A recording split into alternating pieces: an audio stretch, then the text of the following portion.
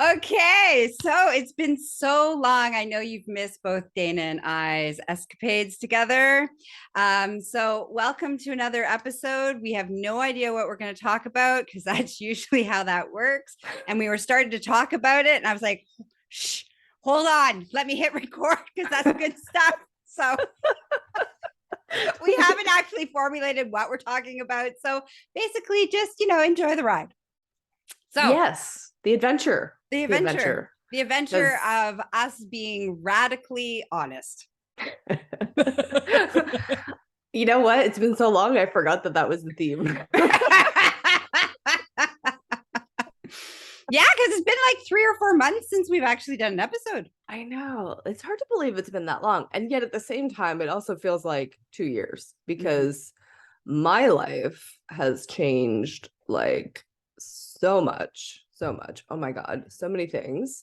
So we have lots to catch up our listeners with. We do. Okay, so let's start. Well, you got a lot more going on. I just got like a lot of work stuff, and then there's lover stuff and my polypod stuff. But you got like drastic life evolution and life changes. So yes. So I think we started talking about this in the last episode, that I was in the process of getting rid of all of my stuff, all of my worldly possessions, and either selling or just putting to the curb. So much stuff went to the curb. I just was like, to the curb. By the end, it was like, to the curb. If it's not worth $100, it's going to the curb. Who fucking cares?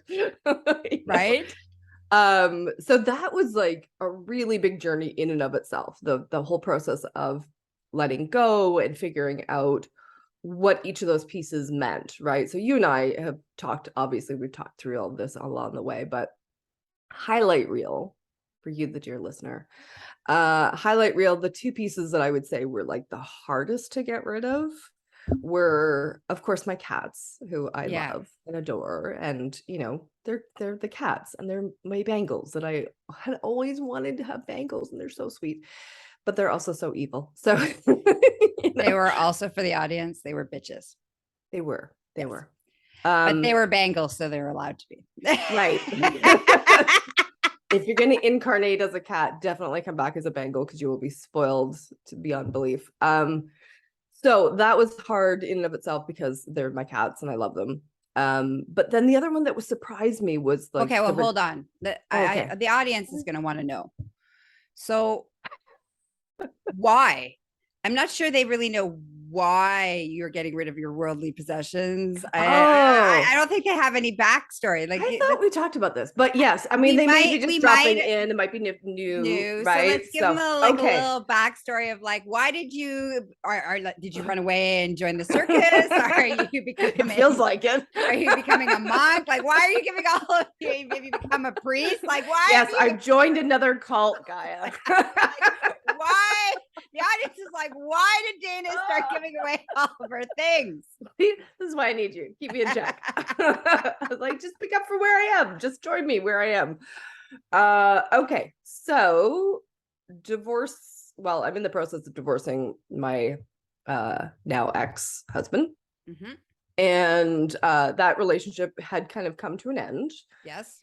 We split on good terms. We left as friends. We worked through that. That was great.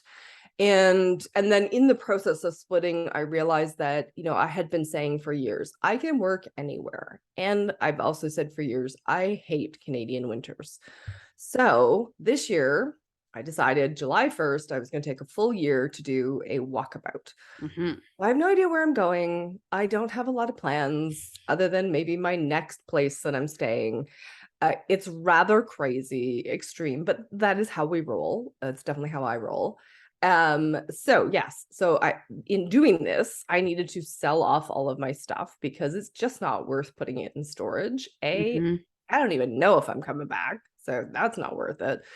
And B, it's easier. It's just, there's a freedom in that. So then that makes sense. Why did you release your cats? Because they were not good adventure buddies. They were not. They were not. The one would have been, however, I couldn't trust her to stay put. She loved to be an adventure cat, but on her terms. Yes. She needed to do it her way. And so I could just see that, we'd get to some campground and then she'd fuck off and not come back for, 2 months because she's done that before. Yes. And then the other one was a fraidy cat. And she just wanted to be a homebody. And she was like, no, you stay here with me. Yeah. Like, I'm good. I'm here. Like, she just is like, really, I'm here. I'm put.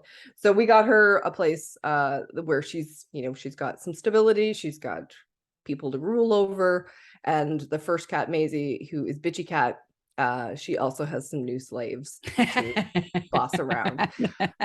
So she's quite happy. So yes, so they've both been moved on. They're both in happier places. And I get to go off adventuring and not having to torture them. Yes. So that's what that is. And that's why we also needed to sell off, any furniture that my ex didn't want to keep. Okay. So what's the second piece that was the hardest for you to get rid of? Now that we had to do that whole backstory, Gaia. Oh my God. Now people are like, now they understand. They're not questioning, have you joined the circus? Have you become a monk? Like, why have you sold your stuff? So now they know. Okay. All right. Okay. So the second piece was these recliner couches that I had bought, and they were fairly new. And so, logically it sounds really great. I'd spent like $5,000 on these couches and here, recliner couches, if you don't know, they're really hard to resell because nobody wants to lift the fuckers. Don't blame them. But so what I thought I would get for those couches was not what I was going to get for those couches. So I had to be willing to let them go. But ultimately, Gaia, it had much more to do with what those couches represented. So I bought them in order to be able to do my psychedelic ceremonies in the house, small groups. And so they represented that dream, that piece of running those workshops, having a space for them. So once I realized that that's what it was about, then it was a lot easier to just let go of the stuff, trust that if I ever need them again, I can buy more. Yeah. And now I know that they sell at a really good price. Secondhand. Nobody wants to lift those fuckers. Right, so yes. So those were the two pieces that were hard. Everything else, once we got into a rhythm, like you and I talked early on, and it was more about the piece of letting go of the home. Yes.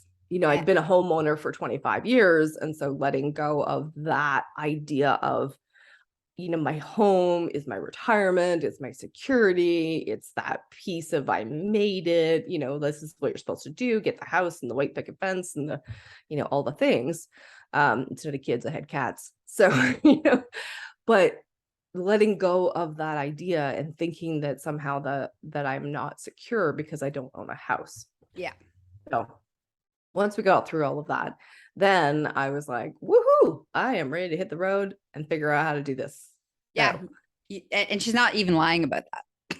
It's like, isn't this about being radically honest? She's exactly. Not even lying, really. That's my point. She's like totally being honest about the whole thing. Yes. Once she got releasing the attachment to what the house and the retirement and the future dreams. And I really want to point that piece out because I think as our audience listening, that often we stay or we hoard or we hold on to relationships, people, jobs, identity, all of that stuff because of what we've invested in our future around that. And so that was one of the beautiful things of like watching you go through that process was that as you let go of what your attachment was to a future promise that was probably never going to turn into reality, by the way. And I think that's the other thing I just want the audience to take a moment to think about. The things that we are attached to, the fantasy we have, the dreams we have about the future, are they really based in a reality that are going to manifest into truth? or is it based on a bunch of other things? So, but it was beautiful. Once you cleared that, and then it was like everything was to the curb. And like you were moving like freakishly fast. You just like you're letting it go, letting it go, letting it go. Yeah. And I, I had to do a couple more purges afterwards. So to be honest, I got it down to, I think I got down to 15 boxes that went into storage with a friend who graciously offered me some space. And then I had a carload really, and I have a larger SUV, and it was pretty packed. And then once I got on the road and I had to load and unload a few times, I'm like, yeah, no, this is not going to work for me. Let's stop carrying these things around. And it was this piece of like, I want to use it up.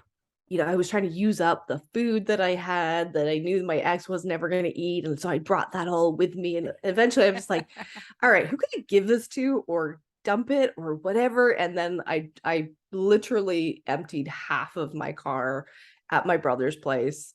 Bless him. And so now I'm down, like I can actually put the back seats up in my SUV and only use the back space. That's pretty impressive. Wow, that's very impressive. I know. Yeah, I haven't seen your car since before you did that purge. I have photographic evidence of this. Nice. Yes. So anyway, I feel like we're like, getting so much. There's so much backstory because we haven't done this for a while. Well, and that's what happens. That's what happens when we don't sit down and do podcasts for 3 or 4 months and you make radical changes in your life. The audience needs to know and get caught up. Yes. Okay, so you do all that stuff. And then you you go on your adventures. And I think this is also there's been some beautiful insights and things. So which ones do you want to share? I feel like today's episode might just be all about you. That's okay. All right. That works. There is a lot to catch up on. There is a lot. Yes. Okay. Yeah. So, well, I mean, you've been watching the journey. So like, what would you pick? I would pick, not making yourself wrong. Ooh. You shouldn't have let me pick, right? Okay, word to the wise people, if you ever work with Gaia, do not let her pick. This is because she'll pick okay, so let's get into that. Yeah, that was great.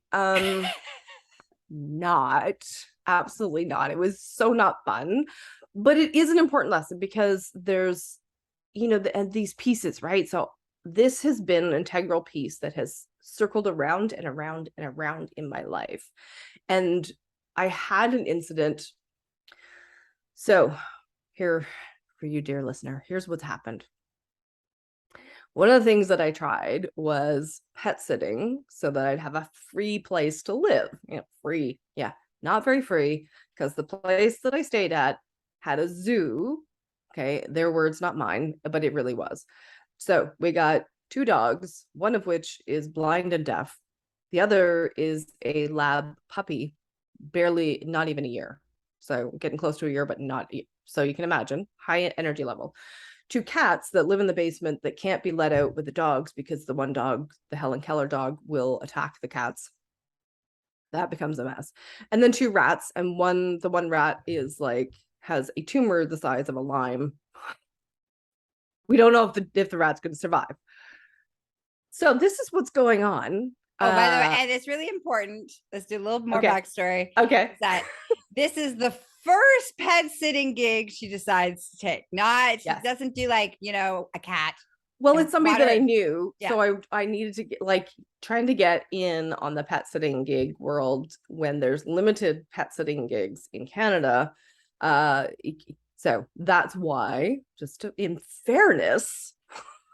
Yes, but I feel like even if it wasn't, let's be honest. Let's just be honest. I feel like I know you really well, and you go big or go home. You go extreme or go home. You're all in. Yeah, bad life choice. So okay, so all in. So here's the here's the ugly truth of that job is that I was there for 6 nights.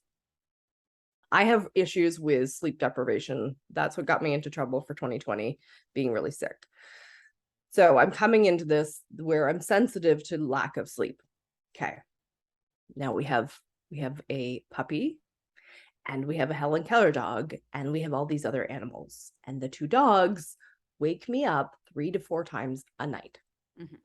And then during the day, it is like nonstop needing attention, the ball throwing, the whatnot. And so it is like full on. So the only breaks I would get is when I would like put them in the kennels and leave the house. Because if you put them in the kennels, the dogs would bark nonstop. So it's not even like I can put them in the kennel, have a little break, go outside.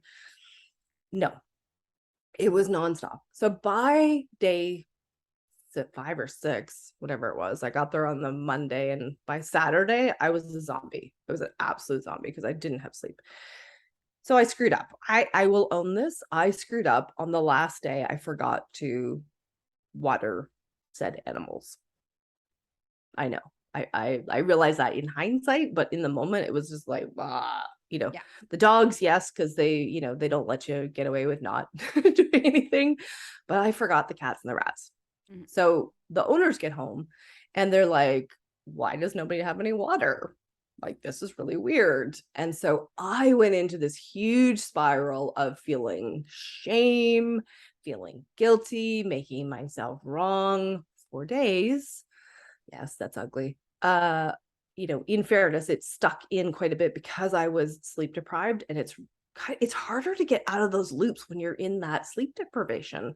It gets in and but what we did discover, thanks to your help, of course, was that there's a pattern here from childhood, which is always the thing, right? When something loops around and around and around, it keeps coming back and you can't unlock it, then there's something earlier that it's attached to. So what was it? I don't even remember now. I think I've resolved it because I can't even remember the original. Something about my stepmother. It was about babysitting. Oh, right. Thank you. See, I totally gone. So I was 12. I wasn't the kid to be playing with Barbies. I wasn't the kid to be like, oh, I want to have kids one day. That was not me ever. Mm-hmm. There's a family in our religion that, needs some help for babysitting so they can go to an event or something. I forget what it was at this point. Anyway, they've got a special needs kid and a 1-year-old. So it's very kind of similar in some ways. And I did not do a good job as a babysitter, but you've helped me to realize that I also didn't have any training. No, it's not like today you can go and take babysitting training. Like, I didn't have any of that. And I wasn't inclined to be a babysitter. I wasn't inclined to be that person. Yeah.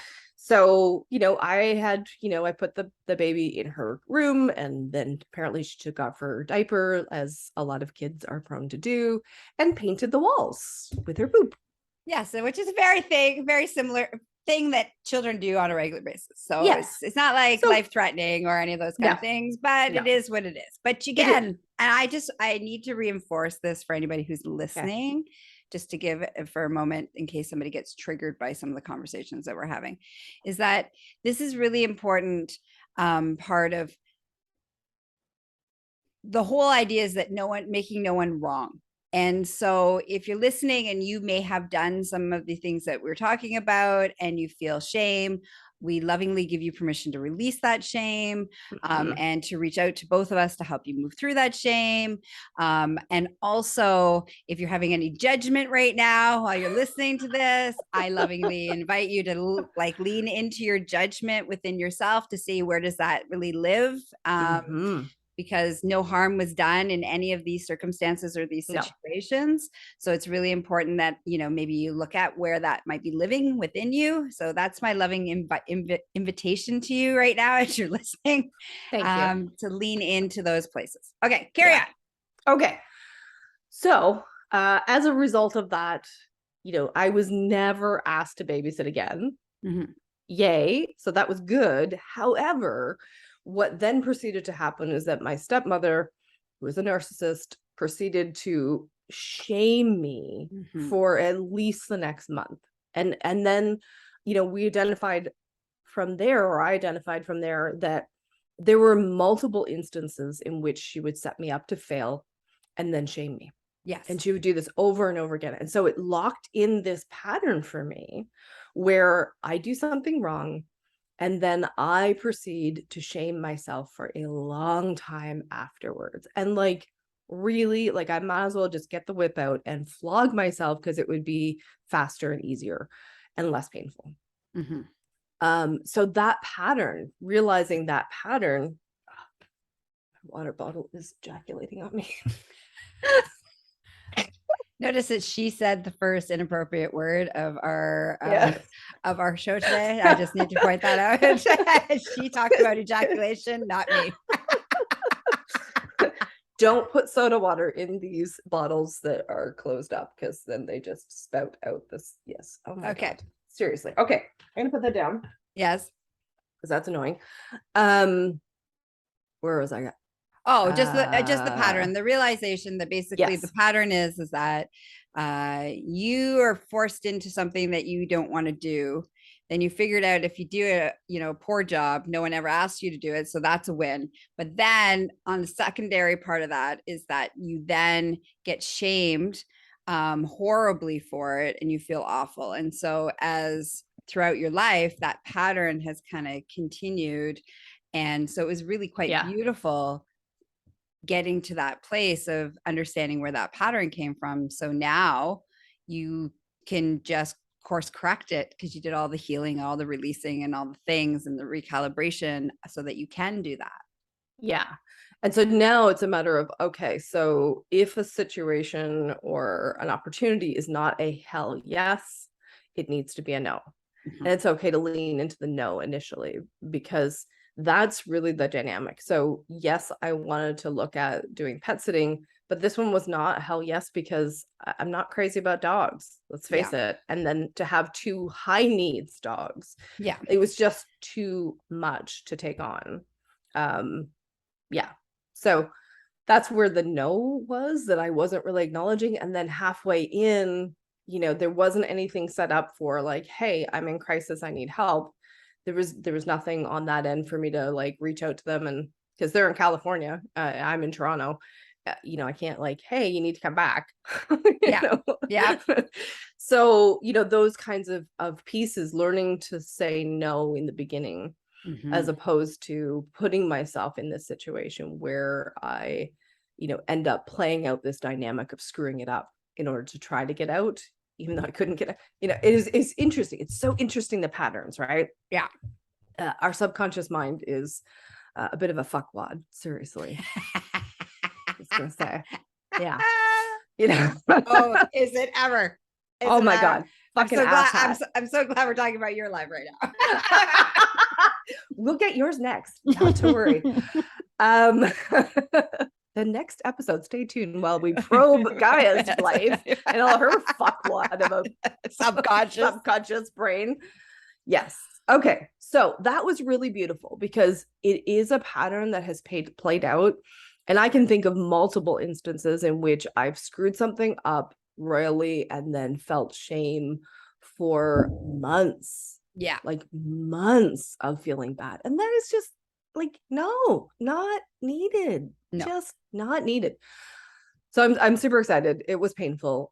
It was ugly. And thank God I had you, to talk me through it. And thank God I had you on the drive home after that pet sitting gig. I'm like, tired as fuck driving. Yeah. And just talking at her. And I'm like way past my bedtime too, because I go to bed, at like 9. So it's like we're at like 10 o'clock at night. I'm like, oh my God. And she's exhausted. I'm exhausted. Trying to keep her talking at her about random shit. Days away. Okay. So now let's move on to sex. But this is not the whole point of the show. That's what everybody's showing up for, right? So I think I'm gonna like segue and just say that one of the things that's opening up for me in this journey is reclaiming the fact that I'm a dom. Dun, dun, dun. Yay! So there it is. There it is. I'm reclaiming that. We had a lovely event that you and I showed up at, and I got to dress in my gear and got right into the energy of it. Had so much fun. All the subbies were like fawning over me, which was lovely to experience again. Yes. Picked up a cutie. It was awesome. It was awesome to see you in that space, because that's the first time. And actually, surprisingly, this is kind of a funny story. So we're taking some pictures because we're planning on doing some stuff with another dom, and in some romantic locations around the world. Romantic. The jungles of Costa Rica. I'm not sure that's romantic, having to, shake out your shorts for it's totally romantic. The sunsets, the walks on the beach, the eating mangoes naked in a waterfall. Those are totally romantic. Okay, so we're prepping to do a big event in places like Costa Rica, maybe Bali, maybe some, who knows? Stay tuned. Stay tuned. Anyways, so we need to take some pictures. And so there's me and Dana. We've been in each other's lives for years. We have never even taken a picture together at the same time. Yes, we have. When you spoke on the stage, the first event that, remember, up at my place, February? Yeah, but no one took a picture of the two of us. Seriously? There's not a single. There's no evidence. No evidence. I don't know you. Who are you? There's not a single picture of the two of us together. That's awesome. Okay. And the first time we ever take a picture together, we're in a fetish club wearing dom corsets and all under dom wear. Love it. Awesome. It's kind of appropriate. It's very appropriate. So yeah, I just have to say it's a great picture. Super hot. We look great. Yes, we do. We do. Yep. You gotta give him the web page. We don't have the web page done up for that. You got your rope extravaganza. Yes. People can go check out, as that's with Cherry. So yes. We have a lot of stuff on so listeners. So here's the thing. And I don't want to out Dana too much. So surprisingly, that's usually I'm right all over that, but I'm being respectful of where she's at. So thank you. The key is that when she's ready, she'll let us know what she wants to participate in. She wants to participate in over my world of world domination, consensual world domination world. I got a lot of stuff. I just finished training a new pro dom who lives in BC, Madam K. And I've hooked up with Mistress Cherry, and we got events and courses and memberships and all sorts of everything you ever wanted to know about BDSM, education, wellness, the whole shebang. Excellent. Consensual world domination. And we got a whole group of us that are participating in that. Love it. Okay. So next. Where are you going next? I am off to Montreal after this exotic location of Run for Ontario. Is it romantic? No, I am working on getting laid, but that's it's proving a little more challenging than I thought, and yet not. So it's very interesting, but that's a whole other story. It's not important. Montreal is hosting the Montreal Fetish Weekend on the long weekend. So unfortunately, the tickets are all sold out. I think there's still some tickets available for the Saturday ball, but the VIP passes are sold out. Just saying, it's like, if there's any extras, if anybody's listening and you have tickets and you can't go, I need a VIP ticket. Thank you very much. And you're welcome to gift that to me. Just kidding.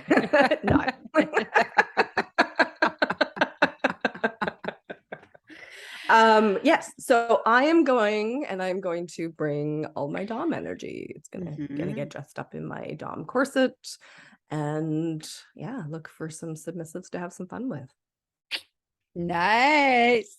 Very Yeah. exciting. So how does that feel for you? It's a little scary, but not at the same time. It's like it's starting to feel a little more natural. I think what's weird, like the actual doing of it feels natural. Talking about it, being open about it is what feels kind of weird. But I also know that I totally need to lean into this. So I'm going to put a little future plug. So part of this year-long walkabout that I'm doing is going to turn into an eat, pray, love kind of thing, but eat, pray, love meets 50 Shades of Grey. Stay tuned for the book because it's going to be super juicy. That's right. So lead in, baby. Right. So I kind of need to out myself. So, yes. And you need some good content. Like, how are you? You got to make some right? content. I got to have some content for your book. So seriously. That's it. Okay. So, whew. Wow. Look at all the things. I know, right? Okay. Pretty wild. There's a lot. I mean, we could probably talk like for a day on all the things that have changed and shifted for me since the last episode. But that's the kind of two highlight pieces. We'll maybe dive into some more as we go. But I think those are the important ones. Okay. So you want, we have a little bit of time. Is there anything you want me to talk about? Seeing over the last couple of months? What do you want me to share? A little, I think you should maybe talk a little bit about your training, Mistress Madam. Is it Madam K? It's Madame K. Madame K. That's so appropriate. I met her. So appropriate. Oh my God. Okay. I love it.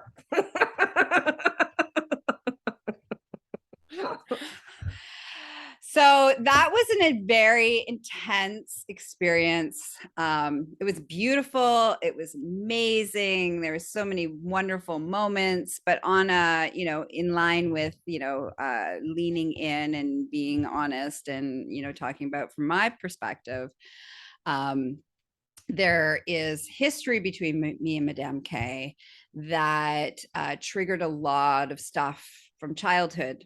And so I had a lot of my own trauma stuff coming up while I'm in the middle of trying to train. And I had to and I'm puking and shit. I'm a train wreck. And then I gotta shove it all down so that I can, teach Madame K how to beat people ethically and consensually and from a place of love, and we're traveling all over the place to look at places for, the next day we're traveling all over the place to look for places for me and Mistress Cherry's, kink clinic. And I just had this, incredible, intense trauma response coming up. So I was basically, it was kind of a 2-week of whirlwind of try not to vomit, be present, and hold space. And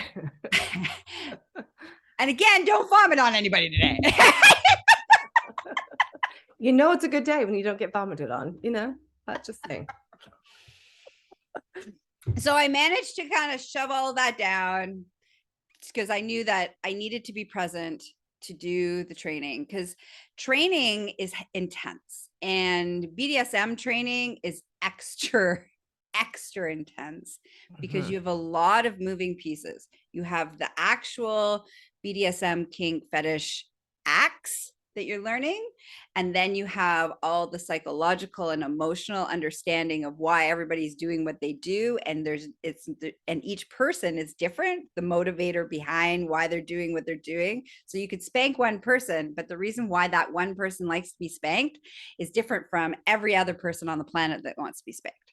And so teaching both of the logistics of the how-to of that, and installing and imparting the psychological, innate, intuitive space that I move in of understanding their why, and then holding space for Madame to feel her feelings, because it can be really intense when you have no background in kink and BDSM to really understand and not be triggered that this may feel like physical abuse, even though it's consensual, it's all above board and all those things. But it's still, when you're in it and you're seeing it for the first time, and there's a lot of sort of processing that needs to happen. So it's a lot. Fuck. It was like really, it was the fucking most intense 2 weeks of my life. Yep. I was so burnt out. Like, I was so burnt out that for like 4 days I couldn't even do anything. After Madame got on the plane, I just stared at the wall, I think, for 4 days. I napped. I just was like, oh my God. Yeah. It was a very intense experience. One that I'm excited to do again, because I'm crazy that way. But I learned and took in a lot of data, so I will be recalibrating how and the ways and the logistics. Well, and honestly, like, you have the added layer of, you know, her, and you've got history that is also getting tweaked. So, you know, your average person coming in for training would not have that element, and so you're going to be able to lean into it completely differently and learn all these pieces. So, you know, in fairness, I would just want to, like, for our dear listener, you know, Gaia and I move in this really strange way in which we do it the most extreme, the most painful, the most ridiculous the first time, so that we learn all the shit. Yeah. And then every time after that is like easy peasy. Yes. Yeah, we just, you know, I don't know, we're just crazy. Yes. But maybe crazy is not the thing. We're efficient. Let's put it that way. I like that. I'll buy that. Right? I'll buy that as a good cover story. Yeah. We are not crazy. No, I don't think it's craziness. What I do think is that, and in line with our honesty, with the name of our show, we are adrenaline junkies, though. Well, you are. You are too. So just me. Fucking bullshit. But I tried, listener. I tried. You let me away with it. No. So that's how we move in the world. We move every way, large and in charge, big and extreme, go big or go home. That's like rip it all off, do all the things. Because we are adrenaline junkies. And it also does allow us to get the most amount of data sets of information all in one shot. That's the efficient part. Like, it's kind of like, I'm like, and so we move, which is, as a byproduct of that, anybody who knows us, who we were 6 months ago and who we are today, are two different people. And the reason that we're two different people is because we move in the world, because we jump in fully, do all the things, rip all the things, purge all the things, do the things. And then we're like, oh, and now I'm a brand new person. I just learned 20 years worth of therapy in one experience. Yeah, I think possibly, I don't know about you. I had this thought the other day, which I haven't shared with you yet. Okay. Live, right? Ooh, live, exciting. It's very exciting. What was I gonna say? Oh, yes. So possibly this is my last lifetime, my last incarnation. And so I think there's like an element of, let's get it all done. Let's just be done with this. I don't know. Maybe it is, maybe it isn't, but there's definitely an element of like, I think I'm done. I think I'm good. I'm getting a download that we'll talk about off air. Gaia's gonna spoil all my fun again. That's me poo-pooing on everybody's prey. Not puking on it. Not puking. Right. I do not give you permission to puke on me. Like, that's no, a hard Okay, pass. so let's circle back around Okay. to so it was, yes, new people that I trade. I will not be so extreme for lots of variable reasons. One, the history, but also, and very important, I learned a lot of really important things in this time around. So I will do it differently, so it's a little bit easier for everybody involved. But for everybody's like, ooh, damn K, I want to hear about. Well, you know what? She's now going to start doing a monthly episode on My Orgasmic Life called The Adventures of a New Pro Dom. So you can learn all about her experiences of this like life-changing transformation from vanilla life, completely vanilla life. She used to be a personal trainer, and then she was an EA, and then now she's Pro Dominatrix. So you'll really want to stay tuned into learning more and watching more about that. So training was wonderful, but here's the one beautiful piece that I really took away from is that I'm recalibrating, whether we call it my brand, whatever you want to call it. I'm recalibrating to really lean into just being a BDSM wellness specialist, dropping all of the sexual wellness, which I still do as part of all of the things that I do, the healing work, all the stuff. It's just a part of who I am. But to really, what I saw with Madame K, one of the most beautiful moments of that training was helping her to surrender. And I'm going to cry. It was so emotional, actually, is that I know that she's never felt safe her whole entire life. And I understand this. I understand this on a deep soul level, because this is what is loud. This is where my journey comes from as well. With all of my background of trauma and abuse and satanic ritual abuse and all sorts of stuff, it was never safe for me to let go and to surrender. That was actually a death wish. It wasn't just in theory, it was legitimately a death wish. And so to have this woman who is a control freak from a place of not feeling safe in the world because it wasn't safe to be in the world, to allow and guide her and facilitate and hold space for her to finally get to that place where there was the stillness and the void, and going to subspace and breathing and letting go, and this beautiful ritual we did a couple times together, that makes my heart sing.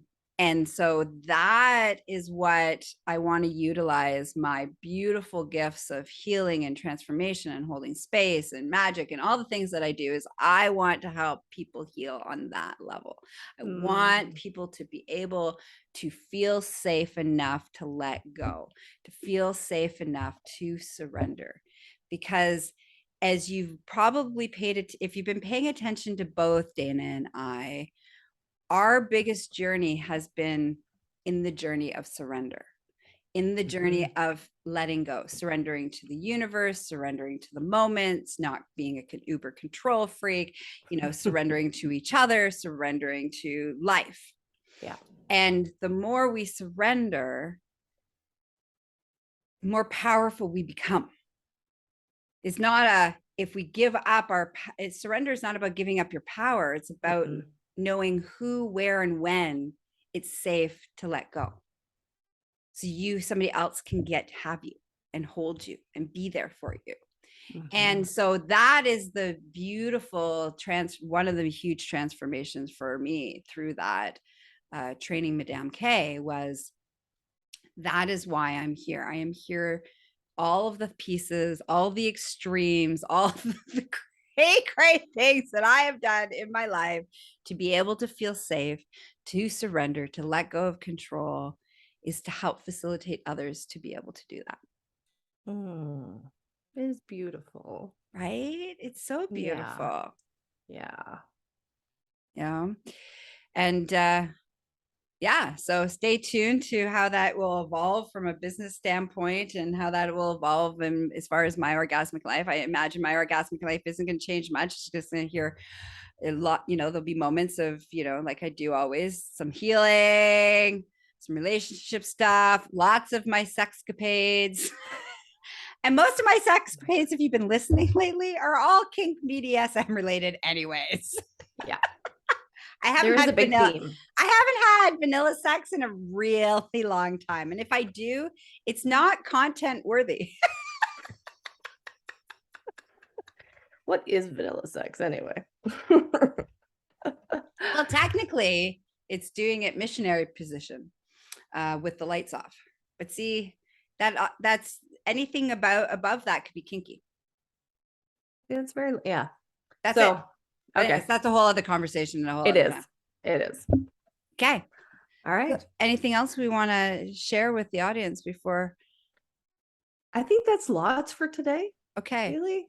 I mean, so how can people spend more time with you? Because even though you're on the road, you're gallivanting, you're still working and you're still seeing clients. I am part-time. So I have, I've decided to pare my practice down to the bespoke coaching that I do. So one-on-one, if you want to really lean in to heal your shit, that is still available. And you can reach out to me through, actually, I'll just give the direct link to book a consultation. So it is bookdana.in, and Dana is DANA. My website needs an update. So yeah, that's probably not going to be, just book a consultation if you feel called. Because really, I find that people who are ready, like, you know, you don't need to read a bunch of crap. You just know. And so you book the consultation and then we talk. That's it. It's true. And all of my trauma clients, I've been actually sending them over to Dana. So just so that everybody my audience who's paying attention as I'm doing this transition, there's no one on the planet I trust more than Dana. Aww. And so, go see Dana first, and then you can come back and see me, and you'll be ready for me in the dungeon, and we can help you surrender in that space. So, we're kind of like tag teaming in that way. So, I keep sending and referring people to her because she has incredible skill to hold space, to help you clear out the stuff that's interfering in the best version of you. And then when you're done, you can come see me and we can awaken you. Get you all activated. Beat your ass into submission and make you feel so good. Help you find your voice, all the things. So I love it. Yeah. And the best way to reach me is always GaiaMorrissette.com. You can see all the things that are happening. Stay tuned, listen, get caught up on my Orgasmic Life podcast. A lot of censorship issues going on in my world. So I'm doing a lot of recalibration of things where things are living. So just go to, kind of like Dana, just go to GaiaMorrissette.com and then reach out through there, and I can best tell you how I can support you is the best way to go about it. And until then, stay radical, stay honest, and don't let anybody get away with bullshit, including yourself. I love you. Love yous. Bye-bye.